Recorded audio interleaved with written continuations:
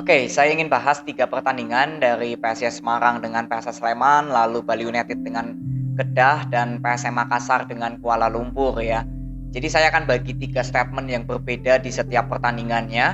Saya mulai dulu dari PSIS Semarang dengan PSS Sleman, di mana di sini PSIS Semarang kembali lagi menunjukkan ketajamannya, mencetak 5 gol dan kemasukan 2 menghadapi PSS Sleman. Tapi saya tidak berbicara masalah menang atau kalahnya di pertandingan kali ini. Yang saya ingin bahas adalah masalah kualitas pemain, perbedaan kualitas pemain. Ini yang menjadi statement saya di pertandingan PSIS Semarang dengan PSS Sleman. Secara kualitas pemain, saya sudah beberapa kali berbicara secara realistis. Memang PSIS Semarang yang lebih diunggulkan daripada kedalaman skuad dari PSS Sleman. Faktor inilah yang membuat pertandingan sedikit mudah ditebak cara permainannya.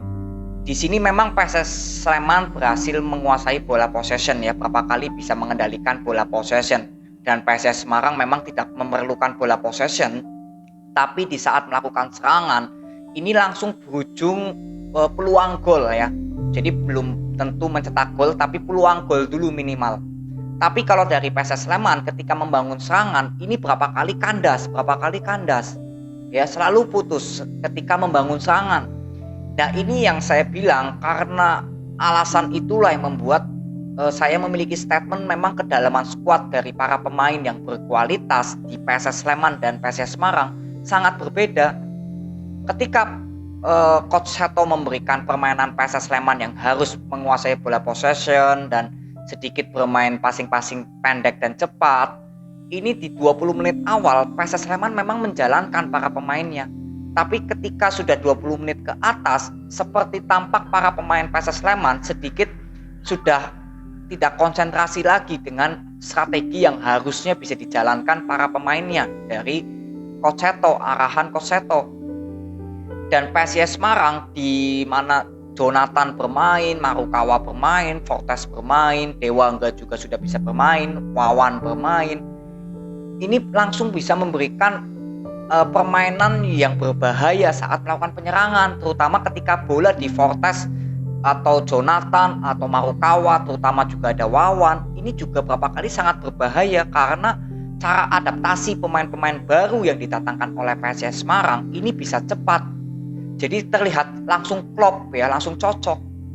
Dan di PSS Sleman banyaknya pemain yang keluar di musim ini dan pemain yang datang di musim ini sedikit lambat untuk beradaptasinya para pemain tengah dan pemain sayap.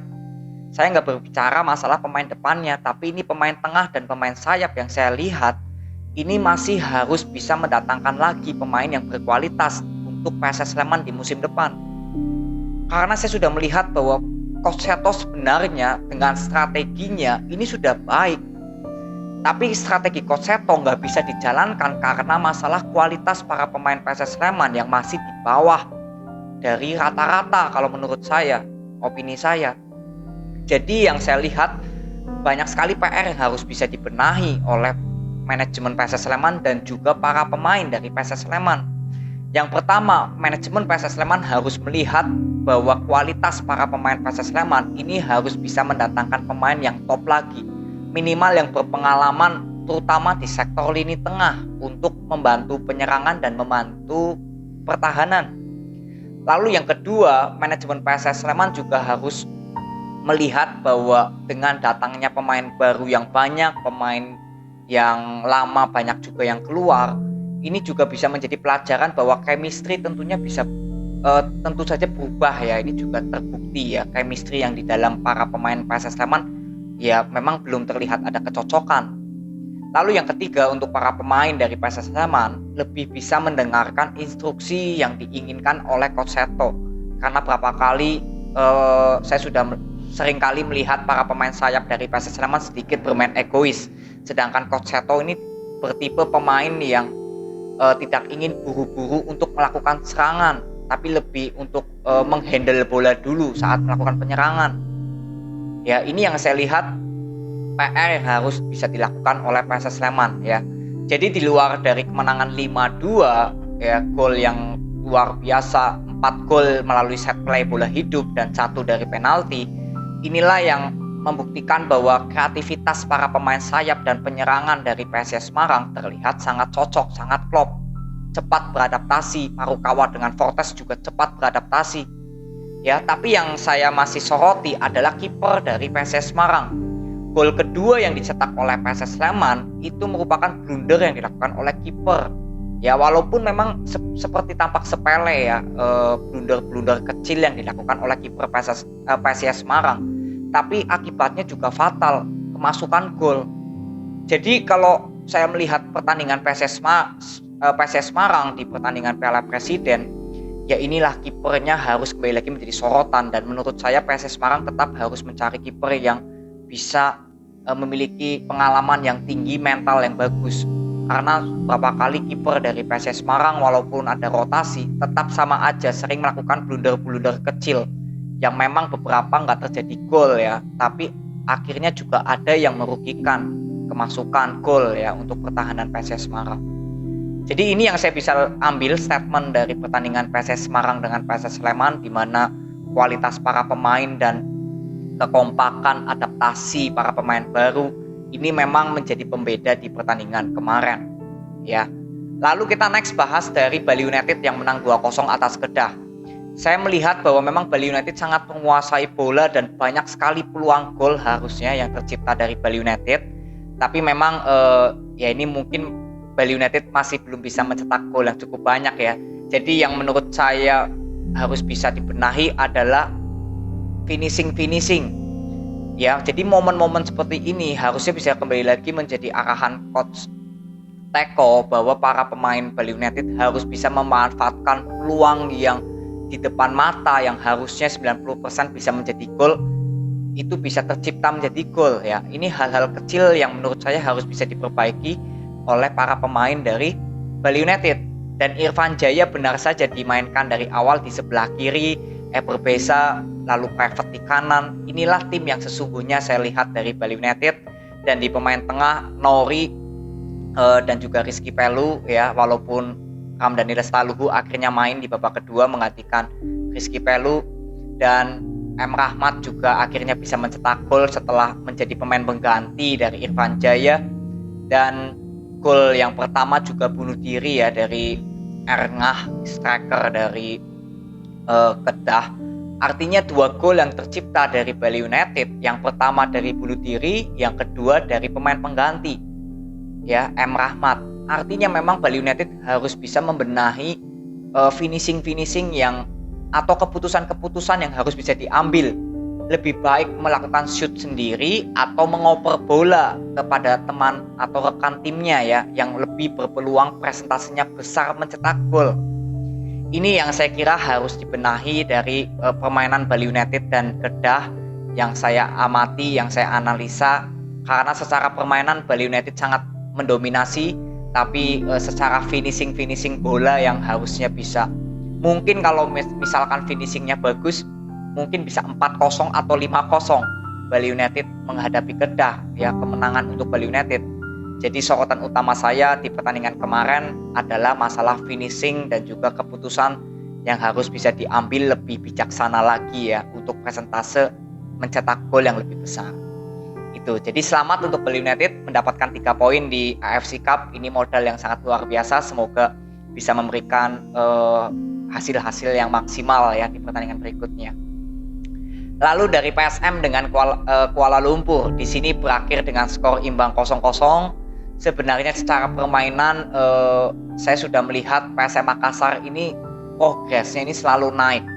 Di Piala Presiden ini 3 pertandingan sebelumnya ini progresnya selalu naik. Dan menghadapi Kuala Lumpur, di mana saya melihat secara realistis aja ya, di sini pemain PSIS Sleman memang tidak terlalu banyak yang didatangkan yang berkualitas. Seperti Everton juga belum bisa membuktikan apakah dirinya akan layak menjadi penyuplai gol untuk PSM Makassar di musim depan. Ini juga belum bisa terbukti ya dengan penampilan Everton. Jadi secara realistis bahwa saya melihat PSM Makassar ini sedang dalam progres pembentukan tim ya ke arah yang lebih baik. Karena di musim lalu kan PSM Makassar sangat terseok-seok di segmen papan bawah. Dan di musim ini saya melihat progres yang cukup bagus dilakukan oleh Coach Tavares.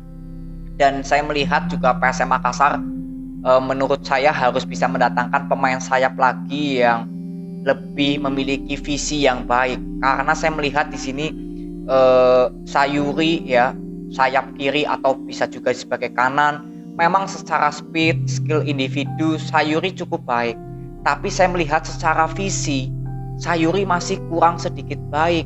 Berapa kali keputusan-keputusan yang diambil ini dinilai untuk saya, penilaian saya sedikit egois karena visinya ya, visi yang masih kurang baik kalau menurut saya dari Sayuri.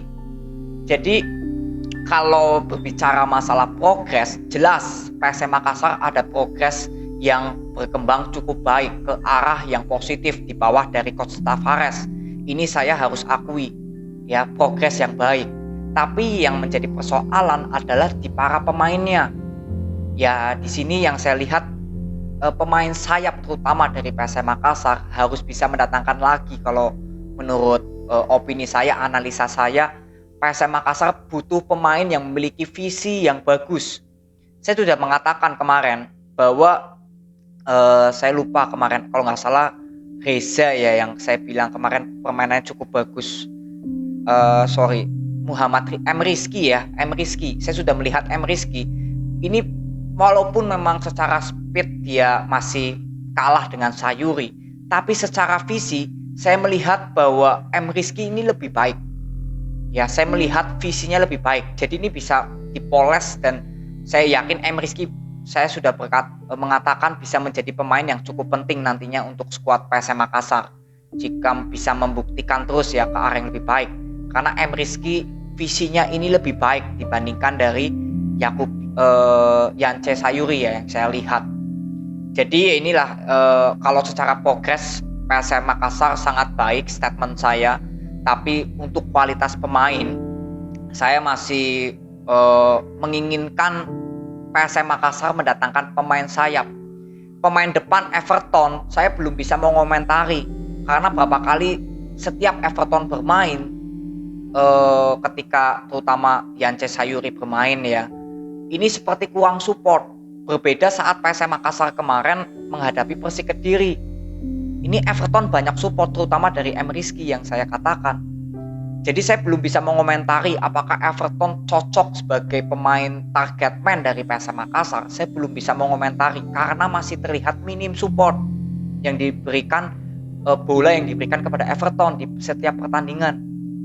Ya, jadi walaupun ini imbang dengan Kuala Lumpur, tapi sebenarnya untuk saya sendiri ya, pribadi saya secara optimis ya tentunya kita ingin ya PSM Makassar mendapatkan hasil yang maksimal di AFC Cup ini.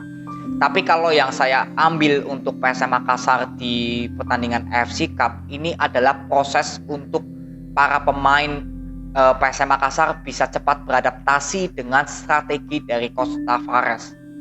Saya mengambil sisi positifnya seperti itu. Jadi walaupun imbang dengan Kuala Lumpur dan nanti akan bertemu dengan Tampines Rovers ya, di luar dari hasil mau menang, mau kalah, mau imbang, saya nggak melihat itu untuk PSM Makassar. Tapi yang saya ingin lihat adalah progres cara permainan PSM Makassar di bawah Coach Tavares.